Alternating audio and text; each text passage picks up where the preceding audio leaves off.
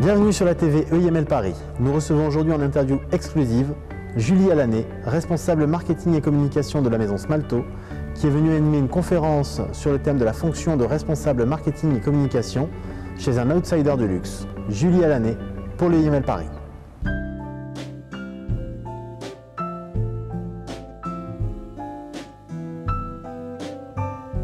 Je m'appelle Julie Allané, je suis responsable marketing et communication pour Smalto depuis maintenant 1 an et demi. J'ai un parcours assez classique, j'ai fait une école de commerce, l'INSEC à Lyon. J'ai également fait une année d'études à Londres, à la London Southbank University. Et ensuite, vu que je voulais me spécialiser dans le marketing du luxe, j'ai fait un master à Milan. Donc justement spécialisé dans tout ce qui est luxe, mode et design.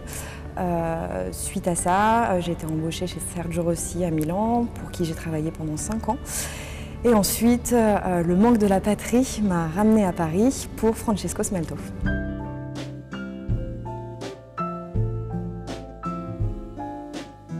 D'abord la passion, je pense que quand on travaille dans le marketing du luxe, il faut une vraie passion déjà pour l'univers du luxe, mais pour le produit en règle générale. Moi je savais qu'il fallait que je travaille pour une marque et pour un produit dans lequel je me sens proche. Et bien que ce soit l'homme et que c'est pas moi qui vais porter les produits, il y a un vrai savoir-faire et il y a des vraies connaissances techniques. Et ça me semblait aussi important, vu que je venais de l'univers de l'accessoire, de pouvoir approfondir ces connaissances-là. Donc pour moi il y a une réelle... il y a un réel engagement en termes techniques à avoir.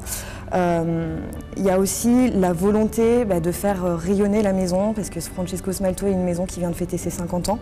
Donc il y a aussi un devoir de pérennité et justement de continuer à transmettre le message que ce fondateur a créé. Et aussi j'avais envie de travailler pour une petite maison, parce que malgré ce qu'on peut croire, Francesco Smalto reste une PME. Et j'avais envie d'une expérience à 360 degrés qui ne me limite pas dans un poste, on va dire, où je ne peux pas du tout sortir des règles qui ont été définies, mais justement où j'ai un champ d'action relativement large. Et donc c'est vraiment ce qui m'a motivée dans ce poste-là.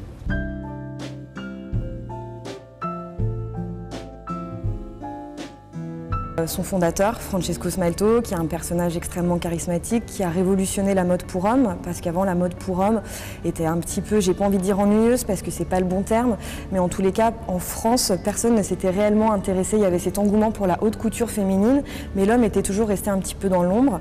Et Francesco Smalto, d'une certaine manière, a libéré l'homme en rendant les vêtements confortables et avec un certain nombre d'innovations techniques qu'il a perduré au travers des années. Donc ça, c'est vrai que dans l'esprit des gens, c'est quelque chose qui est très fort, et donc la maison a une forte notoriété par rapport à ça. Aussi, je pense, un engouement dernièrement pour la mode masculine, qu'il n'y avait pas forcément depuis quelques années. Et le secteur du luxe masculin est vraiment le seul secteur en croissance, et on voit que toutes les marques sont en train d'investir beaucoup, et qu'on a souvent des marques qui se prétendent comme des marques hommes, qui vont se lancer dans la demi-mesure, dans des choses assez techniques, prétendant avoir le savoir-faire alors que ce n'est pas le cas, alors que nous on a une vraie légitimité parce qu'on est en tant que maison de grande mesure, et on est l'une des 3 maisons de grande mesure sur Paris, reconnue en tant que telle, et on a l'atelier d'ailleurs de grande mesure le plus grand sur Paris.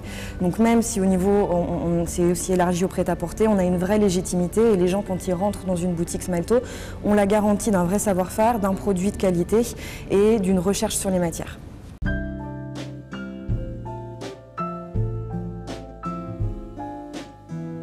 C'est absolument une bonne idée, parce que moi je l'ai fait. Je pense que c'est important d'avoir dans le marketing et de la communication des notions, des bases génériques, de prendre aussi beaucoup de choses du mass market et des grandes entreprises qui ont beaucoup à nous apprendre, et souvent le luxe a tendance à se refermer en disant ah non, nous on ne veut pas prendre des techniques d'un Auchan ou même de marques qui vont être plus d'habillement, qui vont être plus destinées à un grand public, ce qui pour moi est complètement faux. Après, à côté de ça, je pense qu'il faut quand même une certaine spécialisation, parce que les stratégies liées au marketing du luxe, à la communication, vont être complètement différentes. Et il faut arriver préparé. Il faut arriver préparé aussi par rapport au public auquel on va affronter, parce qu'on est forcément sur des gens qui sont sur des CSP++, qui sont sur un niveau de vie, mais aussi sur des références culturelles, sur des attentes qui sont complètement différentes d'un client qui va aller, qui est plus sur du mass market. Et il faut absolument être préparé pour pouvoir affronter ça et pour pouvoir justement préparer les messages de communication et les stratégies adaptées.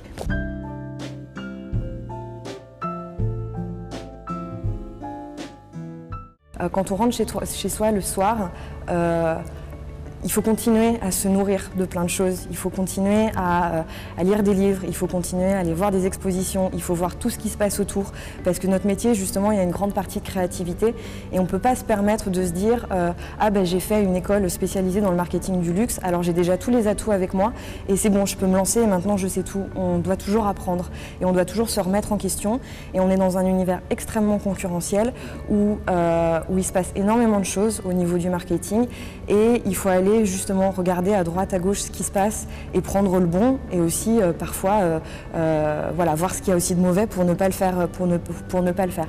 Après, un deuxième point, je pense que c'est aussi l'humilité. C'est quelque chose qui est très important. On a tendance à croire que voilà, quand on a fait des études, on arrive, on sait tout. On se retrouve souvent dans des entreprises où justement il faut tout faire. Alors des choses très intéressantes et des choses un peu moins intéressantes.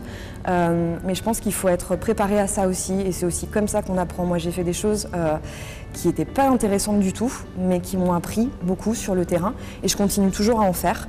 Mais voilà, c'est aussi une réalité qu'il faut prendre en considération. En tous les cas, si on rentre sur des maisons qui sont un peu plus petites, après dans les grandes, on a tendance à être un peu plus cadré, mais c'est vrai que dans des petites maisons, il faut vraiment savoir toucher à tout et être conscient de ça.